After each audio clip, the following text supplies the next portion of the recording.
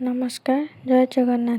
चलतु आज कॉर्न एक रेसिपी बनैबा जोटा कि छोट पिलांकठू आरंभ करी बड़ लोकंकु मध्य बहुत भल लगे। एथिपाई ए टाइप मक्का को नेबे।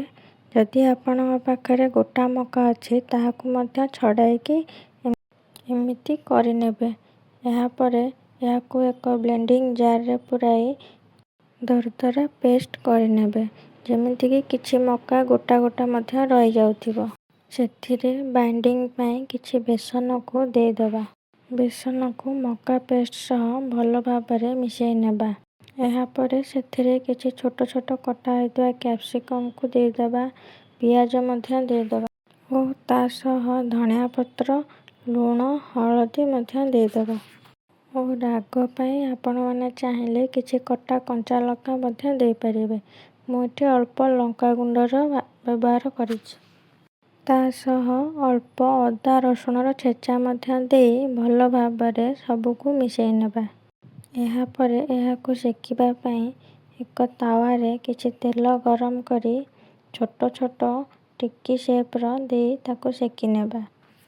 आपण माने चाहिले आकु छाणी करी मध्य खाई परिबे। मु एठी एई टाइप र बनैछि। एहा उपरे अल्प किछि तेल मध्य दे दबा। गोटे साइड हे गले एहाकु आर पट साइड को लोटे के मध्य सेकी नेबा।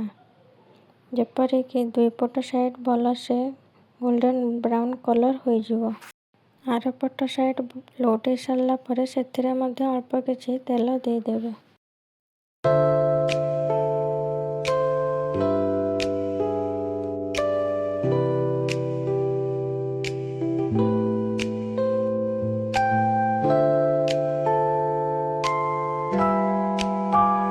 देखंतु ए टाइप रो सबको सेकी नेबा।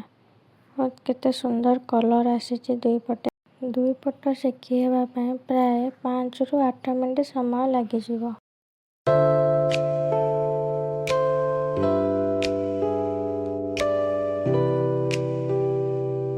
एबे हमर टिक्की गुड़िक दुई पट साइड रु भल भाबरे सेकी हे गला।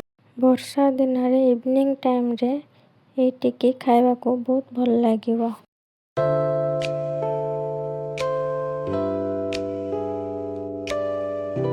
देखंतु केते सुंदर देखा जाउची और टेस्ट भी बहुत बढ़िया। एबे एसबु को गोटे प्लेट को काढ़ी नेबा और खाइबा पाई सर्व करिबा। याको ग्रीन चटनी नहले चिली सॉस कि टमाटो सॉस सह खाइबे बहुत भल लागिवो। भिडियोटी भल लागितिले भिडियो को लाइक कर देबे और चैनल को सब्सक्राइब करबा को भूलिबे नहीं।